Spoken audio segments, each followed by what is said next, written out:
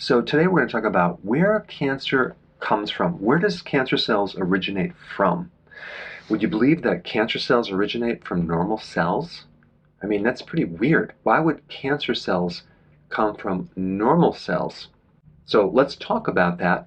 So really what happens that causes a normal cell to turn into a cancer cell is damage within a normal cell. It's damage within the mitochondria. Now there are certain older or ancient genes that are built into our system, into our cells, that our bodies and other organisms have been using for a very long time. And apparently, under certain conditions, when the mitochondria becomes damaged, there is an adaptation to a plan B of helping that cell survive. And so the difference between a normal cell and a cancer cell is a cancer cell does not run on the normal metabolism that a normal cell uses. A cancer cell runs on this older, kind of prehistoric type metabolism where your cells are fermenting its fuel, okay? That's what a cancer cell does. And what's really fascinating about when a normal cell turns into a cancer cell, because of this damage in the mitochondria, the cancer cell now becomes immortal. It no longer has a point where it stops dividing. It keeps dividing on and on and on, and it lives forever. Versus a normal cell, which divides a certain amount of times and then it stops. It dies. So a cancer cell becomes immortal. That's what's unique about a cancer cell. The other thing that's interesting about a cancer cell is they divide much faster than a normal cell. So they're just growing really, really fast. The other thing that's unique is that they're hogging a lot of the fuel. So they're just basically eating like crazy. They're eating glucose, they're eating certain amino acids like glutamine, much more than normal cells.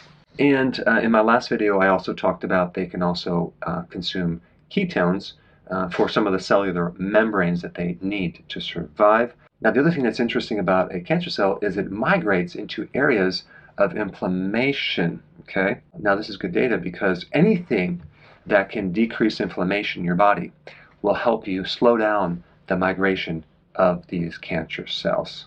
Now, the other thing about a cancer cell is that it requires angiogenesis. Now, what is that? That's a condition where this tumor or cancer is fed new blood vessels, okay, so it can get nutrients and oxygen. Well, certain chemotherapy addresses this angiogenesis. It starves off these blood vessels, so then it starves off the cancer, and it's called anti-angiogenesis. So this brings up the point, are there natural things that are anti-angiogenic?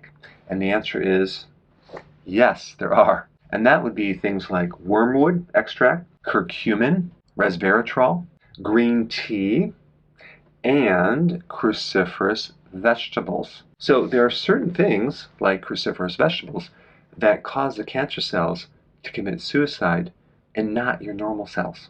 That's called selective apoptosis. Okay, so this is why you should be consuming cruciferous vegetables on a regular basis. Now, there's a couple other things about cancer cells that you need to know about. They need growth factors to grow, okay? If they don't have growth factors, then they can't grow. And one of the biggest growth factors is insulin. And it's well known that insulin triggers the growth of cancer. Now, why is that important? Because you want to do things to keep insulin on the low side, and that would be going on a low-carb diet. That would be correcting insulin resistance. So anything that can help lower insulin and correct insulin resistance would naturally help prevent cancer and even help make cancer less of a problem. And this is why even the drug metformin, which addresses insulin resistance and lowers insulin and reduces the production of glucose, is anti-cancer. Now, I'm not recommending taking metformin, but I'm just telling you, anything that reduces insulin, insulin resistance, making insulin more sensitive, reducing glucose would be a very good strategy. Now, in the case of a type 1 diabetic, where they're taking insulin as a treatment, that's called exogenous insulin, the strategy for them would be to decrease the amount of insulin that they require. And to do that, you would want to go on a low-carb diet, because even though they're going to require insulin, the lower the carb, the less quantity of insulin that they would need. Now, the other growth factor is IGF-1, insulin growth factor number 1. Now, this is a potent growth factor. So a strategy to lower this to some levels would be a good thing. Now, how can you do that? You guessed it, fasting. Now, in certain experiments, within 24 hours of fasting, there's a decrease of 43% of IGF-1. Okay? When you fast 48 hours, you get a decrease of this hormone by 76%. And if you fast 72 hours, you can decrease this growth factor by 82%. And this is another reason why fasting is so important to not just prevent cancer, but if you have cancer, to help shrink cancer.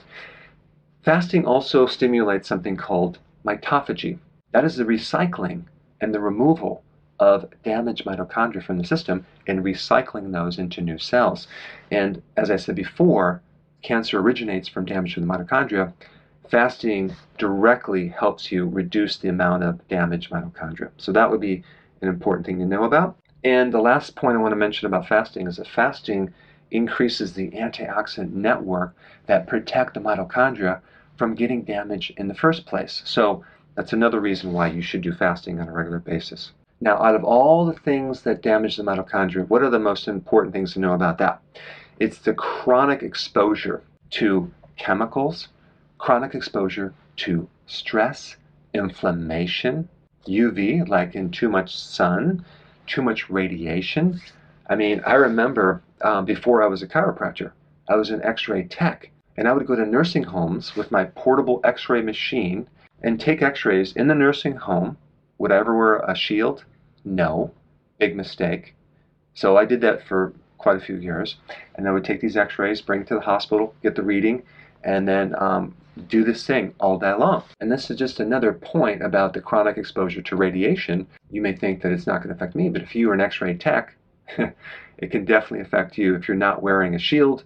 And so I need to work extra hard at getting my body to be so healthy. Hey, if you're liking this content, please subscribe now, and I will actually keep you updated on future videos. And then what about the chronic exposure to glucose, as in a diabetic, or a person that has insulin resistance because they've ate so many carbs? An average American consumes like a cup and a half of sugar.